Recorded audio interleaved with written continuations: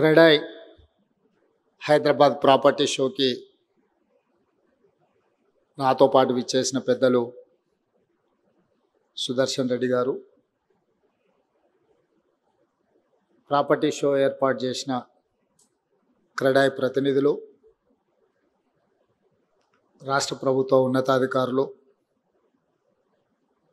తెలంగాణ రాష్ట్ర growth engine ప్రతినిధులు, real estate సంస్థ మిత్రులందరూ, ఈరోజు తెలంగాణ రాష్ట్ర ప్రభుత్వం నూతనంగా ఏర్పడ్డ తర్వాత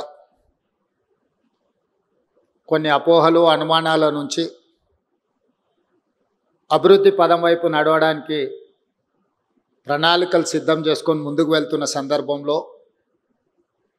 అపోహలను అన్నిటిని కూడా పటాపంచలు చేస్తూ క్రెడాయ్ హైదరాబాద్ ప్రాపర్టీ షో నిర్వహించి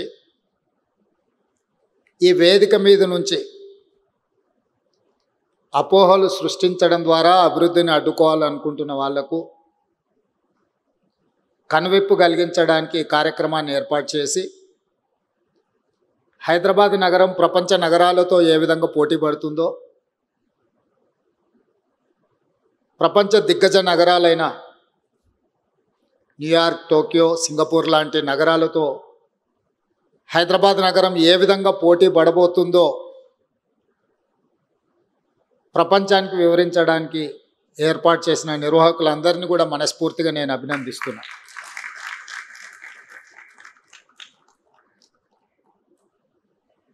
ప్రపంచ దేశాలలో అభివృద్ధి అనేది రెండు విభాగాలుగా ఉంటుంది. ఒకటి పాలసీస్, రెండు construction or building assets. These two are two growth engines for any developed country. Policy or philosophy ప్రభుత్వాలు ఏర్పాటు చేయాలి, ప్రభుత్వాలు విధానపరమైన నిర్ణయాలు చేయాలి, విధానపరమైన నిర్ణయాలలో పారదర్శకత ఉండాలి, పారదర్శకతతో ఉన్న నిర్ణయాలు ప్రజలకు అందుబాటులో ఉండాలి. ప్రజలకు అందుబాటులో ఉన్నప్పుడు, పెట్టుబడులు ఆకర్షించినప్పుడు అభివృద్ధి వాటంతట అవే వేగంగా పరిగెత్తుతాయి. ఈరోజు తెలంగాణ రాష్ట్రం హైదరాబాద్ నగరాన్ని ఉదాహరణగా తీసుకుంటే కులీ కుతుబ్ షాయి నుంచి మొదలు పెడితే డాక్టర్ వైఎస్ రాజశేఖర రెడ్డి వరకు కులీ కుతుబ్ షాయిలు కావచ్చు, నిజాం సర్కార్ కావచ్చు, సికింద్రాబాద్ను బిల్డ్ చేసిన బ్రిటిషర్స్ కావచ్చు, హైటెక్ సిటీకి మొట్టమొదట పునాది రాయి వేసిన రాజీవ్ గాంధీ, నేదురుమల్లి జనార్దన్ రెడ్డి గారు కావచ్చు, ఆ పునాది రాయిని కొనసాగించి హైటెక్ సిటీ అని ఒక ఐకానిక్ ప్రాజెక్టు నిర్మించిన చంద్రబాబు నాయుడు గారు కావచ్చు, ఆ విధానాన్ని కొనసాగించిన డాక్టర్ వైఎస్ రాజశేఖర రెడ్డి గారు కావచ్చు. పరిపాలన పరమైన పాలసీ పెరాలసిస్ లేకుండా వీళ్ళు నిర్ణయాలు తీసుకోవడం వల్లనే, పాలకులు మారిన పాలసీ పెరాలసిస్ లేకుండా చూడడం వల్లనే ఈరోజు మనము మన నగరం ప్రపంచ దేశాలతో పోటీ పడగలుగుతుంది. ప్రభుత్వాలు మారినప్పుడు కొన్ని అనుమానాలు ఉంటాయి. పక్క రాష్ట్రాలలో జరుగుతున్న పరిణామాల నుంచి మొదలు పెడితే నాయకుల మధ్యలో ఉన్న భిన్న అభిప్రాయాలు కొంతకాలం ఇలాంటి అనుమానాలు, అపోహలకు దారితీస్తాయి. కానీ ఒక రిచ్ కల్చర్ నుంచి వచ్చిన Telangana culture, we are not going to settle scores with our policies. If someone is having some objection, vengeance or anything I don't mind. If they wanted to settle scores with me personally, I don't mind. I'll take it up. At the same time, my government is not ready to take up with it at the cost of my state growth, my state development. I'm there to support. I'm there to take a policy, transparent policy. I'm there to encourage investments. I'm there to support, protect your investment. At the same time, your profit also.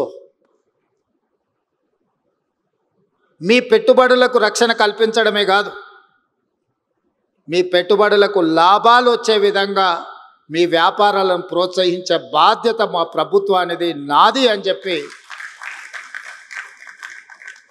మీ అందరికీ ఈ వేదిక మీద నుంచి నేను విజ్ఞప్తి చేస్తున్నా. Political పార్టీస్కి, పొలిటికల్ లీడర్స్కి they have their own interest, they have their own priorities. I don't say it is wrong. At the same time మీరందరూ అందులో పడి అలాంటి వాళ్ళు సృష్టించే అనుమానాలకు మీరు ఊతమిస్తే అది అంతిమంగా మీ వ్యాపారానికి తీరని నష్టం అవుతుంది. రాజకీయాలలో ఒకే కుర్చీకి పోటీ పడ్డప్పుడు కొన్ని ఉంటాయి. అదే కుర్చీలో కూర్చోవాలని 10 మంది అనుకున్నప్పుడు మిగతా 9 మంది నిరాశ చెందుతారు. అది కుటుంబానికి సంబంధించింది కావచ్చు, కులానికి సంబంధించింది కావచ్చు, ప్రాంతానికి సంబంధించింది కావచ్చు, వ్యక్తులకు సంబంధించింది కావచ్చు, ఉంటాయి ఇవన్నీ. కానీ మీరు వాళ్ళు సృష్టించే అపోహలకి లోనయ్యి మీరు వాటిని వేగంగా వ్యాపింపజేయడానికి ప్రయత్నం చేస్తే అది అంతిమంగా మీ అందరికీ, మనందరికీ, తెలంగాణ రాష్ట్రానికి, దేశ సంపద కూడా నష్టాన్ని చేకూరుస్తుంది. అలాంటి అపోహలు ఏమైనా ఉంటే తొలగించడానికే ఈరోజు ప్రత్యేకంగా సమయం తీసుకొని మీ దగ్గరికి నేను రావడం జరిగింది. ఇంకొక మాట కూడా చెప్పదలుచుకున్నా.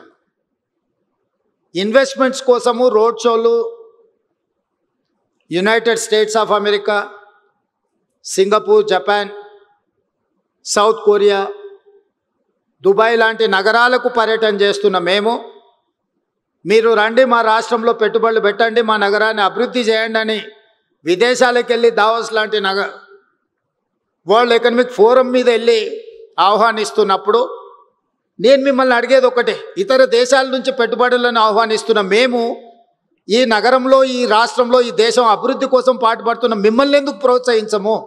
ఎవరినో వెళ్ళి ఎక్కడి నుంచో భాష రాని వాడిని, భావం తెలియని వాడిని, ఈ ప్రాంతంతో అనుబంధం లేని వాడిని మా నగరానికి వచ్చి పెట్టుబడులు పెట్టండి, మీకు అవకాశాలు కల్పిస్తామని చెప్తున్న మేము ఇక్కడనే పుట్టి ఇక్కడనే పెరిగి మీ సంపదను మొత్తం ఈ జాతికి అంకితం చేసే మిమ్మల్ని ఎందుకు వదులుకుంటామని మీరు ఆలోచన చేస్తున్నారు? అంటే అపోహలు సృష్టించే వాళ్ళ ఆలోచనలతోని మీరు ప్రయాణం చేస్తే ఇలాంటి అపోహలు వస్తాయి. అందుకే మొట్టమొదటి ప్రాధాన్యత మీకే. మీరు పోటీ పడండి, పాలసీలు అడగండి, ఇంప్రూవ్మెంట్ ఎట్లా చేయాలనో చెప్పండి, మీ అనుభవాన్ని మాతో పంచుకోండి. మన నగరాన్ని ఒక గొప్ప నగరంగా తీర్చిదిద్దుకుందాం. I may not satisfy as a individual or individuals. నేను ప్రతి వ్యక్తిని సంతోషపెట్టలేకపోవచ్చు. ప్రతి వ్యక్తి ఏదో ఒక అంశంతో నా దగ్గరకు వచ్చినప్పుడు వాళ్ళు అనుకున్న మేరకు నేను సహకరించకపోవచ్చు. దానికి నాకు పరిమితులు ఉండొచ్చు. నేను మధ్యతరగతి మనస్తత్వం ఉన్నవాడిని. నేను పెట్టుబడిదారుడు ఆలోచనలు ఉన్నోని కాదు. మధ్యతరగతి వాడికి సమాజం పట్ల భయం ఉంటుంది, సమాజం పట్ల గౌరవం ఉంటుంది, సమాజం ఏమనుకుంటుందని ఆలోచన చేస్తాడు. ఉన్నంతలో సర్దుకుపోదాం, దుప్పటి ఉన్నంతనే కాళ్ళు జాపుకుందామని ఒక ఆలోచన ఉంటుంది. నేను సగటు మధ్యతరగతి ఆలోచన ఉన్న ముఖ్యమంత్రినే తప్ప కొల్లగొట్టి నిర్మాణాలు చేసుకోవాలి, కొల్లగొట్టింది విదేశాలకు తరలించుకోవాలన్న గొప్ప మనసు, పెద్ద మనసున్నోని నేను కాదు. అందుకే కొంతమంది ఏదైనా ప్రపోజల్స్ వచ్చినప్పుడు I may not oblige your whatever, మీ యొక్క ప్రతిపాదన నేను ఆమోదించకపోవచ్చు. లేదా గతంలో మీరు ఏదైనా సూపర్ లగ్జరీస్ పొందిన వాటిని ఇప్పుడు నేను కొనసాగించకపోవచ్చు.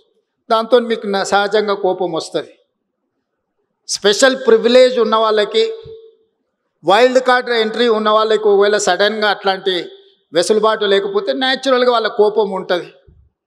అరే మేము ఇప్పటి వరకు చాలా ప్లాటర్ తినేవాళ్ళం, ఇప్పుడేంది మేము కూడా అందరితో పాటు లైన్లో నిల్చోవాల్సి వస్తుందని. వాళ్ళని నేను నిజంగా వాళ్ళు నన్ను మన్నించాలి, ఎందుకంటే నేను ఎప్పటికీ మీకు ఆ రకంగా సహకరించను. కానీ పారదర్శకమైన పరిపాలన కోసం పాలసీలు చేయడానికి నాకు అభ్యంతరం లేదు. I can impress with policy, I can take the challenge.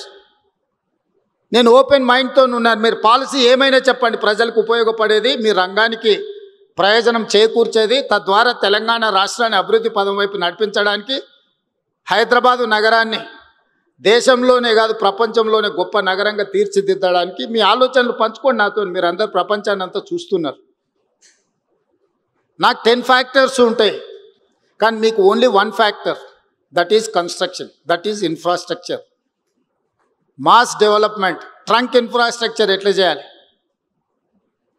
ఈరోజు ఆనాడు చంద్రబాబు నాయుడు గారు, డాక్టర్ వైఎస్ రాజశేఖర రెడ్డి గారు హైటెక్ సిటీ, ఐటీ కంపెనీలతో పాటు ఔటర్ రింగ్ రోడ్, అంతర్జాతీయ ఎయిర్పోర్ట్ లాంటివి తీసుకురాకపోయి ఉంటే, ఈ ట్రంక్ ఇన్ఫ్రాస్ట్రక్చర్ డెవలప్ చేయకపోయి ఉంటే ఈరోజు ఇంత గొప్ప ప్రాపర్టీ షో మీరు చేసుకునే వాళ్ళ. ఆ రోజు ఆ విజన్ చేసినప్పుడు కూడా ఆ నాయకుల మీద కూడా అలిగేషన్స్ వచ్చిన, ఔటర్ రింగ్ రోడ్ అనుకొండలాగా మారింది అన్నోళ్ళు ఉండొచ్చు. హైటెక్ సిటీ పక్కన వాళ్ళకి కావాల్సిన వాళ్ళకు భూములు ఉన్నాయి, ఆ భూముల కోసమే హైటెక్ సిటీ కట్టిండని అనుమానాలు ఉండొచ్చు, అపోహలు సృష్టించి ఉండొచ్చు, కొంతమంది ఆలోచన చేసి ఉండొచ్చు. ఎక్కడ ఏ డెవలప్మెంట్ చేసినా ఎవరికో ఒకరికి డెఫినెట్గా బెనిఫిట్ అవుద్ది. ఇప్పుడు నేను ఫ్యూచర్ సిటీని భారత్ ఫ్యూచర్ సిటీని ఒక కాలుష్యమైన నగరంగా మార్చాలనుకుంటున్నప్పుడు ఆ కాలుష్యాన్ని తొలగించి ఒక బ్రహ్మాండమైన నగరాన్ని నిర్మించాలని ప్రణాళికలు వేసినప్పుడు అది 4th సిటీ లేదా అది ఫ్యూచర్ సిటీ అని నేనంటే 4 బ్రదర్స్ సిటీ అని కొంతమంది అని ఉండొచ్చు. మీరే కదా నా బ్రదర్సు, మీకోసమే నేను డిజైన్ చేస్తున్నా. Why should I care all these comments? ఆనాడు జైపాల్ రెడ్డి గారు హైదరాబాద్ నగరానికి మెట్రో ఇవ్వకపోయిన ఉంటే దేశంలోనే 2వ అభివృద్ధి చెందిన మెట్రో నగరంగా హైదరాబాద్ ఉంటుండేనా?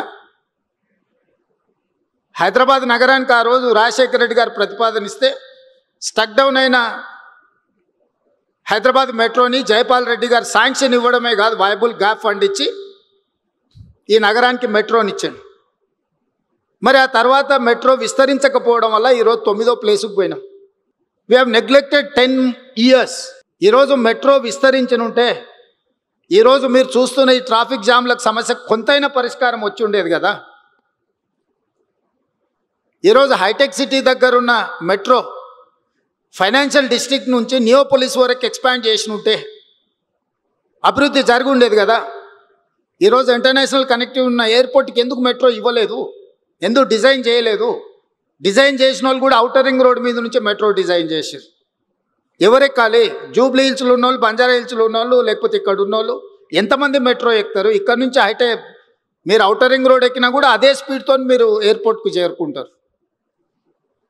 మల్టీ యూటిలిటీ ట్రాన్స్పోర్టేషన్ అనేది హై డెన్సిటీ పాపులేషన్ ఉన్న మధ్యలో నుంచి ఉండాలి. జనసాంద్రత ఉన్న ప్రాంతాలలో మల్టీ యూటిలిటీ ఉండే ట్రాన్స్పోర్టేషన్ ఏర్పాటు చేయాలి. మనిషి అనేటోడే లేడు, మనిషి అనేటోడు కూడా రాడు. ఎందుకంటే హైటెక్ సిటీకి ఈ పక్కన ఆ పక్కన చెరువులో ఫారెస్టో ఏదో ఒకటి ఉంది, ఎవరెక్కాలి ఎవరు దిగాలి. అందుకే నేను నాగోల్ నుంచి ఎల్బీ నగర్ నుంచి ఓఎస్సీ హాస్పిటల్ నుంచి చాంద్రాయణగుట్ట నుంచి agriculture university, where I'm going to construct a high court within 100 acres. From there to Shamshabad to airport. I have redesigned metro. LB Nagar నుంచి హయత్ నగర్ వరకు ఎక్స్పాండ్ చేయమని చెప్పిన మెట్రోని. Hayath Nagar is 1 more city now.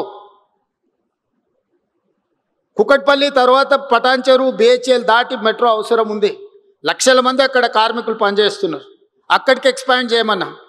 Hitech city నుంచి financial district నుంచి ఈరోజు కోకపేటలో 100 కోట్లు పెట్టి ఎకరం కొనుక్కున్న మీ ప్రాంతాన్ని నియోపోలిస్కి మెట్రో ఎక్స్పాన్షన్ చేయమని చెప్పిన నేను. ఇట్లా ఎక్కడెక్కడైతే లాస్ట్ మైల్ కనెక్టివిటీ ఉందో, తక్కువ ఉందో, ఇవాళ వాటన్నిటినీ లాస్ట్ మైల్ కనెక్టివిటీ చేయడానికి నిరంతరం నేను ప్రయత్నం చేస్తున్నా. ఈరోజు మీ కంటోన్మెంట్ ఏరియా బాటిల్ నెక్ ఉంది.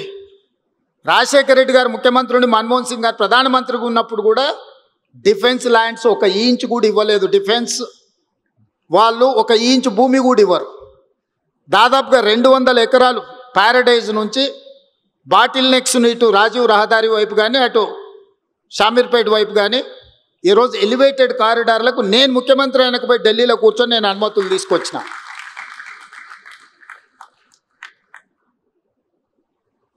ఇవన్నీ కూడా మన నగరం యొక్క ప్రతిష్ట పెంచడానికి. ఈరోజు షామీర్పేట వరకు మెట్రో, ఈరోజు మేడ్చల్ వరకు మెట్రో ఎక్స్పాన్షన్కి మనం ప్రతిపాదనలు ఇచ్చినాం. షామీర్పేట మేడ్చల్ కూడా ఈరోజు ఒక నగరం స్థాయిలో విస్తరించినాయి. వీటన్నిటిని మనం అభివృద్ధి చేసుకోవాలంటే సంకల్పం ఉండాలి, ప్రణాళిక ఉండాలి, దాంతోపాటు ప్రయత్నం ఉండాలి. అప్పుడప్పుడు లెక్కలేస్తుంటారు, 1వసారి 2వసారి 3వసారి అరాజ్ బాడినట్టు ఢిల్లీ పోయిండని. అనుమతులు ఢిల్లీలో ఇచ్చేది ఉంటే ఏడికి పోవాలి నేను? మీ హై రైజ్డ్ పర్మిషన్కి బెంగళూరు అనుకుంటా ఎయిర్పోర్ట్ అథారిటీ క్లియరెన్స్ ఇవ్వాలంటే, అవునా? ఢిల్లీ అంటే సదరన్ పార్ట్ ఆఫీసు బెంగళూరులో ఉందా? ఎయిర్పోర్ట్ అథారిటీ క్లియరెన్స్ ఒకవేళ హై రైజ్డ్ పోయినప్పుడు వాట్ ఎవర్ ఢిల్లీలో ఉందనుకోండి, అనుమతులు ఇవ్వాల్సింది ఢిల్లీలో ఉంటే మీరు దుబాయ్ పోయి అడగలేరు కదా. మెట్రోకి అనుమతి ఇవ్వాలన్నా, మూసీకి అనుమతి ఇవ్వాలన్నా, ఎలివేటెడ్ కారిడార్స్కి అనుమతి ఇవ్వాలన్నా, డిఫెన్స్ ల్యాండ్స్ ఇవ్వాలన్నా, లేకపోతే గ్రాంట్ ఇవ్వాలన్నా, లోన్కి సావరిన్ గ్యారంటీ ఇవ్వాలన్నా కేంద్ర ప్రభుత్వం ఇవ్వాలి. కేంద్ర ప్రభుత్వం ఎక్కడి నుంచి ఫంక్షన్ చేస్తుంది, ఎక్కడి నుంచి పనిచేస్తుంది? ఢిల్లీ నుంచి. భారత రాజ్యాంగం రాసేటప్పుడే state subject, central subject, concurrence list అని 3 రకాలుగా పరిపాలనకు వెసులుబాటు ఇచ్చారు. 1 రాష్ట్రమే నిర్ణయాలు తీసుకోవచ్చు, 2 కేంద్రమే తీసుకుంటే like railway, like airport authority or otherwise telecom ఇట్లాంటివి ఉంటే, కొన్ని రాష్ట్రం కేంద్రం కలిసి వ్యవసాయము, విద్య ఇట్లాంటివి రాష్ట్రం కేంద్రం కలిసి నిర్ణయాలు తీసుకోండి. మరి వాళ్ళందరినీ కలిసి ప్రయత్నం చేస్తుంటే ఢిల్లీలో మాకు పెద్ద బంగ్లా ఇచ్చిండ్రు ముఖ్యమంత్రికి. ఢిల్లీలో బంగ్లా ఎందుకు ఇచ్చిండ్రు? ఢిల్లీలో వచ్చి 4 రోజులు ఉండి, నెలకు 4 రోజులు ఢిల్లీలో ఉండి అన్ని శాఖల అనుమతులు తీసుకొని పోవడానికి ఢిల్లీలో ముఖ్యమంత్రి గారికి బంగ్లా ఇచ్చిండ్రు. దాన్ని ఫామ్ హౌస్ లాగా వాడుకొని దావతులు చేసుకోనికి ఇయ్యలే. దాన్ని సద్వినియోగం చేస్తున్నా. ఈరోజు కేంద్రం నుంచి నేను తీసుకొచ్చిన అనుమతులు మీరు లిస్టు తీసుకోండి. ఎప్పుడైనా అసెంబ్లీలో లిస్ట్ అంతా పెడతా నేను. గతంలో పాలకులు కాళేశ్వరం కార్పొరేషన్ పేరు మీద 1 lakh crores ఆల్మోస్ట్ ఖర్చు పెట్టి దాంట్లో ఒక 70,000 కోట్లు మీరు అందరు వ్యాపారంలో ఉన్నారు కాబట్టి మీతో పంచుకుంటున్నా. 12 years టైంకి 11.5% రేట్ ఆఫ్ ఇంట్రెస్ట్లో అప్పులు తీసుకొచ్చి, అసలు ఎవరైనా మన సొంత వ్యాపారం అయితే 11.5% at the rate of 11.5% per annum మనం అప్పులు తెస్తామా? 12 సంవత్సరాల పరిమితికి లోబడి 3 సంవత్సరాలు ఆల్రెడీ అయిపోయింది. ఇప్పుడు 9 ఏళ్ళల్లో నేను వచ్చిన 20 నెలల్లో 29,000 కోట్లు నేను అప్పు కట్టిన కాళేశ్వరానికి. కాళేశ్వరంలో ₹1 నేను ఖర్చు పెడితే నాకు 42 పైసలు రిటర్న్ వస్తుంది. BC ratio, cost benefit ratio చూస్తే ₹1 నేను విద్యుత్కు ఇతర ప్రాజెక్ట్ కాస్ట్కి క్యాపెక్స్ మీద నేను కట్టే ఇంట్రెస్ట్ లెక్కేస్తే ₹1 నేను పెట్టుబడి పెడితే నాకు 42 పైసలు వస్తుంది. నేను 50 సార్లు పోయి మోడీ గారిని కలిసిన ప్రతిసారి నాకు డెట్ రీస్ట్రక్చర్ కావాలా? నువ్వు దివాలా తీసినోనికి డెట్ రీస్ట్రక్చర్ ఇస్తావు, ఎన్సీఎల్టీ పోయినోనికి డెట్ రీస్ట్రక్చర్ ఇస్తావు, నేను ఆన్ టైం కడతా అంటే నాకు డెట్ రీస్ట్రక్చర్ ఎందుకు అని ప్రధానమంత్రి గారితో 10 సార్లు మాట్లాడి మన 26,000 కోట్ల రూపాయలని 35 సంవత్సరాలకు రీస్ట్రక్చర్ చేయించి 7.5% రేట్ ఆఫ్ ఇంట్రెస్ట్కు నేను ఢిల్లీ నుంచి సాధించి వచ్చిన. This is what my capability. That is their capability at the cost of 11.5% interest and 12 years moratorium.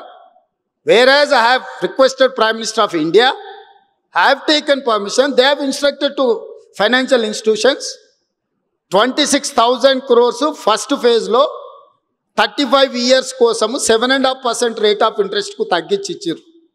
నాకు ఎంత ఆర్థిక వెసులుబాటు వచ్చింది. ఇది నా ఇంటికేం రాదే, రాష్ట్ర ప్రజలకు ప్రయోజనం. అట్లా 2 లక్షల కోట్ల గురించి నేను అడుగుతున్న కేంద్ర ప్రభుత్వాన్ని. 35-40 సంవత్సరాల పీరియడ్కు 7.5%కు తగ్గించండి. నాకు ఇది లయబిలిటీ అయిపోయింది. ఈ లయబిలిటీ నేను మొయ్యలేను. ఇది ప్రజల సొమ్ము, ప్రజలకు అన్యాయం చేస్తే కుదరదు అండ్ డెట్ రీస్ట్రక్చర్ కోసం నేను ప్రయత్నం చేస్తున్నా. మీరు వ్యాపారంలో మీకు బ్యాంకు లోన్లు, మిత్తిలు, మీ అప్పులు మీ నెత్తి మీద ఉంటే మీరు వ్యాపారంలో రాణించగలరా? మరి రాష్ట్రాన్ని వెల్ఫేర్ అండ్ డెవలప్మెంట్ స్టేట్ చేయాలంటే నాకు ఇవన్నీ చేయాల్సిన అవసరం ఉంది కదా. ఇవాళ నాకు మెట్రో ఫర్దర్ ఎక్స్పాన్షన్ కావాలంటే కేంద్ర ప్రభుత్వం ఇవ్వాలి. ఇవాళ మొత్తం తెలంగాణలో ఒకే ఒక ఎయిర్పోర్ట్ ఉంది, శంషాబాద్. మీరు ఆంధ్రప్రదేశ్లో ఉండి 6-7 ఉన్నాయి, తిరుపతిలో ఉన్నాయి, రాజమండ్రిలో ఉంది, కడపలో ఉంది, విజయవాడలో ఉంది, విశాఖపట్నంలో ఉంది, ఎన్నో 6-7 ఎయిర్పోర్ట్లు ఉన్నాయి. మహారాష్ట్రలో ఒక 40 ఎయిర్పోర్ట్లు ఉన్నాయి. ఏ చిన్న రాష్ట్రానికి వెళ్ళినా 5-6 ఎయిర్పోర్ట్లు ఉన్నాయి. మరి మేధావులు 80,000 పుస్తకాలు చదివిన వాళ్ళకు తెలంగాణకు 2వ ఎయిర్పోర్ట్ ఉండాలన్న ఆలోచన కూడా రాలేదు. 2వ ఎయిర్పోర్ట్ అవసరం లేదా మిత్రులారా? మీరు చెప్పండి. నేను వచ్చిన తర్వాత అందుకే ఢిల్లీలో పోయి ఏవియేషన్ మినిస్టర్ని, ప్రైమ్ మినిస్టర్ని కలిసి 2 అదనంగా ఎయిర్పోర్ట్లకు అనుమతులు తెచ్చిన. ఒకటి వరంగల్, 2వది ఆదిలాబాద్. ఒకప్పుడు ఇతర రాష్ట్రాల నుంచి వచ్చేటోళ్ళు రైల్వే స్టేషన్కు మీ ఇల్లు ఎంత దూరం, మీ ఆఫీస్ ఎంత దూరం అని అడిగేటోళ్ళు. సొంత రాష్ట్రంలో గ్రామాల నుంచి వచ్చేటోళ్ళు బస్ స్టాండ్కు మీ ఇల్లు ఎంత దూరము, మీ ఆఫీస్ ఎంత దూరం అని అడిగేటోళ్ళు. ఇవాళ ఇతర దేశాల నుంచి వచ్చేటోళ్ళు ఏమడుగుతారు? ఎయిర్పోర్ట్ నుంచి ఎంత దూరం ఉంది మీ ఇండస్ట్రియల్ హబ్ కానీ, మీ కార్పొరేట్ ఆఫీస్ కానీ, ఎయిర్పోర్ట్ నుంచి ఎంత టైం పడుతుంది రీచ్ అవ్వడానికి అని అడుగుతారు. మరి అట్లాంటి ఎయిర్పోర్ట్లు తెలంగాణకు అడిషనల్గా ఉండాల్సిన అవసరం లేదా? అనుమతులు తేవాల్సిన అవసరం లేదా? దానికి అవసరమైన నిధులు కేంద్ర ప్రభుత్వం నుంచి తెచ్చుకోవాల్సిన అవసరం లేదా? ఎయిర్పోర్ట్ వస్తే విమానం వచ్చి మా ఇంట్లో ఆగుద్దా? ఎయిర్పోర్ట్ వస్తే దాంతోపాటు మీకే అభివృద్ధి వస్తుంది, మీ ఇన్వెస్ట్మెంట్స్ పెంచుకోవడానికి ఉంది. Tier 2, Tier 3 సిటీస్ కూడా డెవలప్ అవ్వడానికి అవకాశం ఉంది. ఇండస్ట్రియల్ గ్రోత్ వస్తే ఆటోమేటిక్గా ఆదాయం పెరగడానికి అవకాశం ఉంది. మీరు ఎక్కడనో ఎత్తుకుంటూ పోయి పెట్టుబడులు పెట్టేది ఎందుకు? మీ పెట్టుబడులు ఇక్కడ పెడితే మీ పెట్టుబడులే 2 ఆదాయాన్ని తెచ్చిపెడతాయి కదా. దానికోసమే కదా ఈరోజు మెట్రో అనుమతులు అడిగినా, ఎయిర్పోర్ట్ అనుమతులు అడిగినా, రీజనల్ రింగ్ రోడ్ అనుమతులు అడిగినా, రీజనల్ రింగ్ రైల్ అనుమతులు అడిగినా, ల్యాండ్ లాక్ స్టేట్, మనకు పోర్టు లేదు. ఈ దేశంలో అన్ని రాష్ట్రాలకు దాదాపు ఏదో రకంగా పోర్టులు ఉన్నాయి.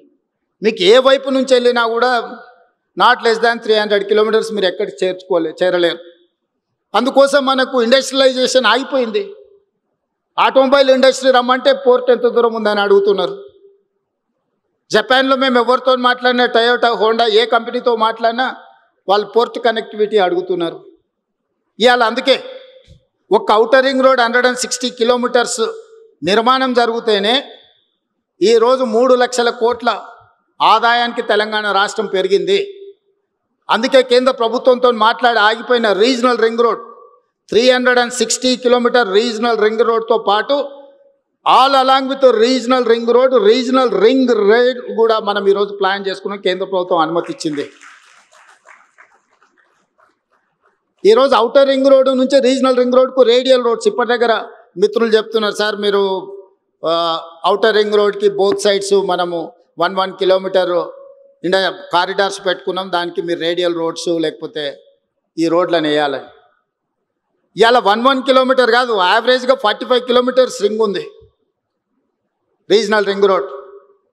ఇప్పుడున్న ఎగ్జిస్టింగ్ విజయవాడ లేకపోతే బెంగళూరు లేకపోతే ఇతర హైవేలు కాకుండా ప్యారలల్గా 11 రేడియల్ రోడ్స్ని కొత్తవి ప్లాన్ చేస్తున్నాం. ఎందుకంటే యాక్చువల్ కొత్త ఏరియా డెవలప్మెంట్ కోసం కొత్త ల్యాండ్స్ని అందుబాటులోకి తీసుకురావాలి, శాటిలైట్ సిటీస్ కట్టాలనే ఒక ప్రణాళికతో ఈరోజు ముందుకెళ్తున్నాము. ఈరోజు ఔటర్ రింగ్ రోడ్ ఎట్లుందో డ్రింకింగ్ వాటర్ కూడా చాలా ఇంపార్టెంట్. అందుకే రింగ్ బండ్ కడుతున్నాం. గోదావరి నుంచి ఒకవేళ ప్రాబ్లం వస్తే కృష్ణాను సప్లిమెంట్ చేయడానికి, కృష్ణా నుంచి ప్రాబ్లం వస్తే గోదావరి నుంచి సప్లిమెంట్ చేయడానికి, just like outer ring road ఈరోజు వాటర్ పైప్ లైన్ కూడా రింగ్ బండ్ కడుతున్నాం. ఎక్కడి నుంచి ఎక్కడైనా వాటర్ కనెక్టివిటీని, డ్రింకింగ్ వాటర్ కనెక్టివిటీని, అది సింగూరు కావచ్చు, మంజరా కావచ్చు, గోదావరి కావచ్చు, లేకపోతే కృష్ణా కావచ్చు, లేకపోతే హిమాయత్ సాగర్, ఉస్మాన్ సాగర్ నుంచి వచ్చే డ్రింకింగ్ వాటర్ కావచ్చు, ఈరోజు డ్రింకింగ్ వాటర్ కనెక్టివిటీ ఉండకుండా, వాటర్ కనెక్టివిటీ లేకుండా, రోడ్ కనెక్టివిటీ లేకుండా, ఎలక్ట్రిసిటీ కనెక్టివిటీ లేకుండా మీ ఇన్ఫ్రాస్ట్రక్చర్ డెవలప్ అవుద్దా? మరి ఇవి చేయాలంటే నేను 400 kV, ఇప్పుడు కొత్తగా 800 kV సబ్స్టేషన్స్ కూడా వస్తున్నాయి, అల్ట్రా మోడర్న్. ఈరోజు మీకు పవర్ కనెక్షన్ ఇవ్వాలన్నా, వాటర్ కనెక్షన్ ఇవ్వాలన్నా, రోడ్ కనెక్టివిటీ డెవలప్ చేయాలా, డ్రైనేజ్ కనెక్టివిటీ డెవలప్ చేయాలి అని అంటే ఇన్ఫ్రాస్ట్రక్చర్ మీద ఫోకస్ పెట్టాలి. ఈరోజు రీజనల్ రింగ్ రోడ్తో పాటు, రీజనల్ రింగ్ రైల్తో పాటు future city to Amaravati, Amaravati to Bandar port, 8 lane express హైవేతో పాటు రైల్వే కనెక్టివిటీ చేసి బోత్ సైడ్ ఇండస్ట్రియల్ కారిడార్ని ఈరోజు ప్రపోజల్స్ గవర్నమెంట్ ఆఫ్ ఇండియాకి ఇచ్చినాం. తొందరలో అది అనుమతి రాబోతుంది. సో పోర్ట్ అనే ప్రాబ్లాన్ని పర్మనెంట్గా ఈరోజు Hyderabad Vijayawada near about 300 kilometers ఉంది. కానీ ఇప్పుడు మేము డెడికేటెడ్ గ్రీన్ఫీల్డ్ హైవే ఇస్తే 220 kilometersనే విజయవాడ వస్తుంది. 70 kilometers మీకు ప్రయాణం తగ్గితే ఎంత ప్రయోజనం ఉంటుందో ఒక్కసారి ఆలోచన చేయండి. ఈరోజు ఈ ప్రణాళికలన్నీ, ఈరోజు తెలంగాణ రైజింగ్ 2047 ఒక విజన్ డాక్యుమెంట్ కోసం చేస్తున్నాం. December 9th we are going to dedicate that vision document. అందులో తెలంగాణని 3 verticals కింద డివైడ్ చేస్తున్నాం. Outer ring road inside is core urban region, outer ring road outside to regional ring road inside semi urban, regional ring road to Telangana corridor rural. The core urban region service sector, semi urban region industrial sector, outer RRR నుంచి అవుట్ సైడ్కి వచ్చేది agriculture sectors. సింపుల్గా Telangana map తీసి ఇట్లా ముందర పెట్టుకుంటే మీకు సర్కిల్స్ క్లియర్గా ఉంటుంది. కోర్ అర్బన్ రీజన్లో సర్వీస్ సెక్టర్ ఉంటుంది, సెమీ అర్బన్ రీజన్లో ఇండస్ట్రియల్ సెక్టర్ ఉంటుంది, రిమైనింగ్ సెక్టర్ రూరల్ సెక్టర్లో అగ్రికల్చర్ ఉంటుంది. జస్ట్ మీ పాలసీ డాక్యుమెంట్ ఇట్లా ఓపెన్ చేస్తే ఈ దేశంలోనే మొదటిసారి ఒక స్టేట్ మొత్తానికి ఒక పాలసీ. మీరు మాస్టర్ ప్లాన్ చూస్తే గ్రేటర్ హైదరాబాద్కో HMDAకో మాస్టర్ ప్లాన్ ఉంటుంది.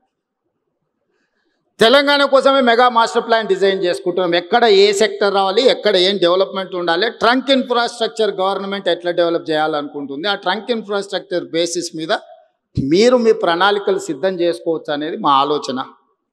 ఇవన్నీ అమలు చేసే క్రమంలో ఎక్కడైనా డీవియేషన్స్ ఆర్ వయలేషన్స్ ఉన్నప్పుడు నియంత్రించడానికి కొన్ని కొత్త సంస్థలు మేము తీసుకొచ్చినాం. హైడ్రా అందులో భాగమే. ఈరోజు మీకు రోడ్ల మీద నీళ్ళు వస్తున్నాయి. ఎందుకు వస్తున్నాయి మీరు ఎప్పుడైనా అంచనా వేయండి? నీళ్లు నిలవాల్సిన చెరువులు మనమే గుంజుకుంటుమి, నీళ్లు ప్రవహించాల్సిన నాలల్ని మనమే ఆక్రమించుకుంటుమి. మరి నీళ్ళు ఉండాల్సిన ప్లేస్కి మనం పోతే మనం ఉండాల్సిన ప్లేస్లకు నీళ్ళు వచ్చినాయి. మన కాలనీలకు మన ఇంట్లోకి నీళ్ళు వస్తున్నాయంటే మనమే కారణం. ఎవరు కారణము? 2000 చెరువులు ఇప్పుడు 450కి పడిపోయినాయి ఔటర్ రింగ్ రోడ్ ఇన్సైడ్. ఆ చెరువులను వీలైనంత మేరకు పునరుద్ధరించాలనుకుంటున్నాం. పునరుద్ధరించేటప్పుడు తెలిసి తెలియని అమాయకులు కొంత సమస్య వస్తుంది, ఇబ్బందులు జరుగుతాయి. యుద్ధం వచ్చినప్పుడు సైనికులు ఒక్కరే చచ్చిపోరు, అక్కడక్కడ అమాయకులు కూడా చచ్చిపోతుంటారు యుద్ధంలో. మీరు అందరు చూస్తున్నారు కదా. మనం కూడా ఈ ప్రకృతిని, క్లౌడ్ బస్ట్ని, ఈ ప్రకృతి విపరీతాలు ఈరోజు చూస్తున్నారు. ఒక్కొక్క రాష్ట్రంలో ఎంతమంది కొట్టుకొని పోయి చచ్చిపోయినరు. మేము కొన్ని దగ్గరలో అడ్డంకులు ఉన్న వాటిని తొలగిస్తే వాళ్ళని ఆర్థికంగా ఆదుకుంటాం అంటున్నాం. మీరు ప్రతిపాదన ఇవ్వండి అని చెప్పినాం. ఆ ప్రతిపాదనలు ఎవరు? మీరు తొలగించడానికే వీలేదు. మీరు నాలా పెద్దగా చేయదు, బాటిల్ నెక్ ఉంటుంది. నాలా ఇక్కడ నుంచి 100 meters వస్తుంది, ఒక దగ్గర రాగానే 10 meters కుదించకపోతే, ఎందుకంటే పెద్ద మనిషి ఎవరో కబ్జా పెట్టుకొని ఉంటాడు. ఆ తొలగిస్తే ఆ పెద్ద మనిషికి కష్టం. ఆ పెద్ద మనిషి పెట్టుబడి పెట్టి సోషల్ మీడియాలో కొంతమందిని మూకలను తయారు చేసి ప్రభుత్వానికి వ్యతిరేకంగా చేస్తున్న పనికి తప్పుడు ప్రచారం ఇస్తే మీరు కూడా దాన్ని తెలిసి తెలవక ఫార్వర్డ్ చేస్తారు. అది శివరాకరికి మళ్ళీ మీ వైపే వచ్చి మీకే తగులుకుంటుంది. అది దానివల్ల నాకేముంటుంది? ఒక నాలా ఎంక్రోచ్మెంట్ని తొలగిస్తే యాజ్ ఏ చీఫ్ మినిస్టర్ నాకేమన్నా వస్తుందా? నాకేమన్నా ప్రయోజనం ఉందా? ఒక చెరువును పునరుద్ధరిస్తే బతుకమ్మకుంట పునరుద్ధరించిన నేనేం స్విమ్మింగ్ పూల్గా వాడుకోను కదా దాన్ని.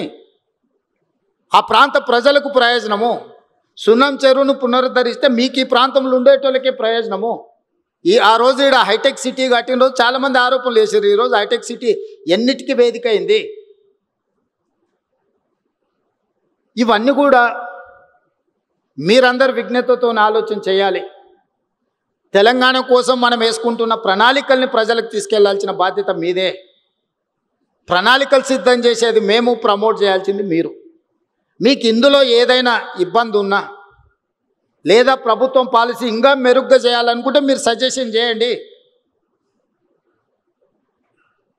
ఈరోజు టోనీ బ్లేయర్ నుంచి హైదరాబాద్లో చదువుకున్న విద్యార్థులు, world bank chairman Ajay Banga, Satya Nadella, Shantanu Narayen, Premji వసవ్, all these 4 CEOs of the global కంపెనీస్కి మన HPS స్టూడెంట్స్ వాళ్ళ నాలెడ్జ్ని మనకు షేర్ చేస్తున్నారు. They are on board. హైదరాబాద్కు మేము ఇక్కడ చదువుకున్నాం కాబట్టి మేము సహాయం చేస్తామని HPS స్కూల్ని కట్టడానికి వాళ్ళు నలుగురు కలిసి దాదాపుగా 300 crores డొనేట్ చేస్తున్నారు. మేము ఇక్కడ చదువుకున్నాం, ఈ స్కూల్కి మేము డొనేట్ చేస్తామని వాళ్ళు ముందుకు వచ్చారు. దాని ల్యాండ్ కన్వర్షన్ ఉంటే అక్రాస్ ద టేబుల్ అది తెప్పించి నేను ఇమ్మీడియట్గా క్లియర్ చేసిన. ఇవన్నీ కూడా మన నగరాన్ని గొప్ప నగరంగా మార్చుకోవడం కోసమే కదా. ఇవన్నీ కూడా మీ అందరితో పంచుకోవాలన్నదే నా ఆలోచన. నాకు వేరే ఏం కోరికలు లేవు. కులీ కుతుబ్ షా ఏం తీసుకెళ్ళాలి, ఆయన కట్టిన చార్మినార్ ఇక్కడనే ఉండిపోయింది. గోల్కొండ రాజులు గోల్కొండ కట్టిరు, వాళ్ళు ఏం తీసుకోవాలి, అది అక్కడనే ఉంది. ఔటర్ రింగ్ రోడ్ అంతర్జాతీయ ఎయిర్పోర్టు రాజశేఖర రెడ్డి గారు తీసుకెళ్ళలే. చంద్రబాబు నాయుడు గారు అమరావతి పోయినా హైటెక్ సిటీ మన దగ్గరనే ఉంది. కోహినూరు డైమండ్ సంపాదించి ఇంట్లో పెట్టుకుంటే బ్రిటిష్ వాళ్ళు అక్కడికి తీసుకుపోయారు. సంపాదించింది ఎవడని తీసుకుపోతాడో కానీ సమాజానికి ఇచ్చింది ఎవ్వరు తీసుకెళ్లరు, ఇక్కడనే ఉంటుంది. ఆ మాత్రం జ్ఞానము, పరిజ్ఞానము, అవగాహన తెలంగాణ రాష్ట్ర ముఖ్యమంత్రిగా నాకుంది. నేను నిర్మించదలుచుకున్న ఫ్యూచర్ సిటీ 1000 ఏళ్ళైనా ప్రపంచానికి ఆదర్శంగా నిలబడి ఒక గొప్ప నగరంగా తీర్చిదిద్దుతా. రెన్యూబుల్ ఎనర్జీతోని అల్ట్రా మోడర్న్ సిటీని నేను డిజైన్ చేస్తా.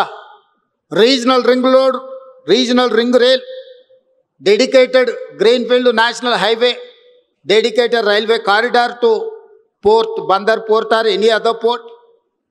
ఇట్లాంటివన్నీ కూడా మెట్రో విస్తరణ, ఇవన్నీ కూడా భవిష్యత్తులో 100 ఏళ్ళు 1000 ఏళ్ళు అయినా నేను నచ్చిన వాళ్ళకు, నేను నచ్చని వాళ్ళకు కూడా ఇది ఎవరు చేసిండ్రా అంటే పలానా రేవంత్ రెడ్డి ఉన్నప్పుడు చేసిండని. ఈరోజు కులీ కుతుబ్ షా మనకు నచ్చవచ్చు, నచ్చకపోదు. నిజాం అంటే సగం మందికి భిన్నాభిప్రాయాలు ఉండొచ్చు. చంద్రబాబు నాయుడు అంటే సగం మంది అవుననొచ్చు, కాదనొచ్చు. కానీ 100% హైటెక్ సిటీ ఎవరు కట్టిరా అంటే చంద్రబాబు నాయుడు కట్టి నేను చెప్పాల్సిందే కదా. ఆ వ్యక్తి కొందరికి నచ్చవచ్చు, నచ్చకపోవచ్చు. రాజశేఖర రెడ్డి గారు కొందరికి నచ్చవచ్చు, నచ్చకపోవచ్చు. కానీ international airport, outer ring road ఎప్పుడు వచ్చిందంటే రాజశేఖర రెడ్డి గారి హయాంలో వచ్చిందని చెప్పాల్సిందే కదా. దేశ స్వతంత్రం కోసం కొట్లాడిన వాళ్ళు మహాత్మా గాంధీ, పండిత్ జవహర్లాల్ నెహ్రూ గురించి, స్వతంత్రం గురించి మాట్లాడితే వాళ్ళు తెచ్చిందని చెప్పాల్సిందే కదా. ఆ ఫిలాసఫీ కొందరికి నచ్చవచ్చు, నచ్చకపోవచ్చు. కానీ వాళ్ళు ఈ దేశానికి ఇచ్చిన ఒక గొప్ప స్ఫూర్తి ఎప్పటికీ మనలో కొనసాగుతూనే ఉంటుంది కదా. ఈరోజు తెలంగాణ కూడా ఓ యంగెస్ట్ చీఫ్ మినిస్టర్గా, ఒక అగ్రికల్చర్ ఫ్యామిలీ నుంచి, రూరల్ బ్యాక్గ్రౌండ్ నుంచి వచ్చిన నాకు పెద్ద పెద్ద ఇంగ్లీష్ చదువులు చదువుకోకపోవచ్చు కానీ నాకు కామన్ సెన్స్ ఉంది. Common sense is biggest asset for any one. Language is not an a knowledge, language is only for communication. అమెరికాలో బిచ్చమెత్తుకునేటోని కూడా ఇంగ్లీష్ వస్తుంది, వాడి ఊర్లో మాట్లాడుకునేదే ఇంగ్లీష్, బాత్రూమ్ కడిగేటోని కూడా ఇంగ్లీష్ వస్తుంది. జపాన్కి, జర్మన్కి ఇంగ్లీష్ వచ్చా, వాళ్ళకి చైనాకి ఇంగ్లీష్ వచ్చా. ప్రపంచ దేశాలను చైనా, జపాన్, జర్మన్ శాసిస్తుంది కదా. ఎంతమందికి ఇంగ్లీష్ వచ్చా? దేశంలో పరీక్ష పెట్టుండ్రి. తెలివితేటలకు, చిత్తశుద్ధికి భాషకు సంబంధం లేదు. భాష వచ్చిన వాళ్ళందరూ విమానాలు నడుపుతలేరు, భాష వచ్చిన వాళ్ళందరూ రాకెట్లు తయారు చేస్తలేరు. భాష వచ్చిన వాళ్ళు బట్టల షాప్లో బట్టలు అమ్ముతారు, బాత్రూమ్లు కడిగేటోళ్ళు కూడా ఉన్నారు భాష వచ్చిన వాళ్ళు. అదేం పెద్ద విద్య అని నేను అనుకోవడం లేదు. మంచిదే ఒక అడిషనల్ క్వాలిఫికేషన్. కొందరికి సాంస్క్రిట్ వచ్చు, కొందరికి జర్మన్ వచ్చు, కొందరికి అదర్ లాంగ్వేజ్, అడిషనల్ క్వాలిఫికేషన్ అది. I do appreciate. ఆ భాష వస్తే మంచిది, ఇంకొక భాష ఎక్స్ట్రా నేర్చుకుంటే. పివి నరసింహారావు గారికి 14 భాషలు వచ్చేది. ఏ రాష్ట్ర ఎంపీ పోయినా కూడా వాళ్ళ భాషలతో మాట్లాడితే వాళ్ళు చాలా సంతోషపడేవాళ్ళు. పని అయినా కాకపోయినా సార్ మా భావం, మా బాధ అర్థం చేసుకున్నాడని. నాకు తెలంగాణను అభివృద్ధి చేయాలన్న చిత్తశుద్ధి ఉంది, పట్టుదల ఉంది. నాకు తెలియంది ఏమున్నా అడిగి తెలుసుకునే నాకు సహనం ఉన్నది. రోజుకు 18 గంటలు నిరంతరం పనిచేసే ఓపిక ఉన్నది. ఓపిక ఉంది, వయసు ఉంది, మీతోని నాకు అనుబంధం ఉంది. మనందరం కలిసి ఈ నగరాన్ని గొప్పగా నిర్మించుకుందాం. ఏమైనా అపోహలు ఉంటే తొలగించుకోండి. ప్రోయాక్టివ్గా రియాక్ట్ అవ్వండి. ఒక పాజిటివ్ నరేషన్ని బిల్డ్ చేయండి. రియల్ ఎస్టేట్ ఈజ్ ఫైనల్గా ఒకటే మాట చెప్పుకున్నారు, రియల్ ఎస్టేట్ ఈజ్ సెంటిమెంట్. మీరు ఏ విధంగా ఈ సెంటిమెంట్ను డ్రైవ్ చేస్తే ఆ విధంగా ఉంటుంది. అదే ₹1,00,000 ఎకరం అంటారు, ఒక 6 నెలలు ఉరితే అదే ₹1,00,00,000 అంటారు. ఆ ₹1,00,00,000 100 కోట్లకు కూడా పోయింది. కోకాపేటలో నేను కూడా ఒకప్పుడు రియల్ ఎస్టేట్ వ్యాపారం చేసిన 8 లక్షల నుంచి 12 లక్షలకు కొనుక్కున్న భూములు ఉన్నాయి. కానీ అదే కోకాపేటలో ఈరోజు 100 కోట్లు, ఓ రోజు 14 కోట్లు అయింది, ఇప్పుడు 100 కోట్లు అయింది. భూమి అనేది ఒక సెంటిమెంట్, రియల్ ఎస్టేట్ అనేది ఒక సెంటిమెంట్. ఆ సెంటిమెంట్ను మీరు ఎంత పాజిటివ్గా ముందుకు తీసుకెళ్తే మీకు అంత ప్రయోజనం ఉంటుంది. తెలంగాణను ఒక సెంటిమెంట్ హబ్గా, తెలంగాణను ఒక డెవలప్మెంట్ హబ్గా, తెలంగాణ మీన్స్ బిజినెస్. వీడికి ఎవరైనా రావచ్చు, పెట్టుబడి పెట్టవచ్చు. మీ పెట్టుబడికి భద్రత ఉంది. భద్రతతో కూడాను మీ పెట్టుబడికి లాభాలు ఇప్పించే బాధ్యత నాది. అనుమతులతో పాటు లాభాలు ఇప్పించే బాధ్యత నాది. ఇంత మంచి కార్యక్రమాన్ని ఏర్పాటు చేసిన క్రెడై మిత్రులందరినీ కూడా అభినందిస్తూ రండి, మనందరం కలిసి మన తెలంగాణను అభివృద్ధి చేసుకుందాం. జై తెలంగాణ.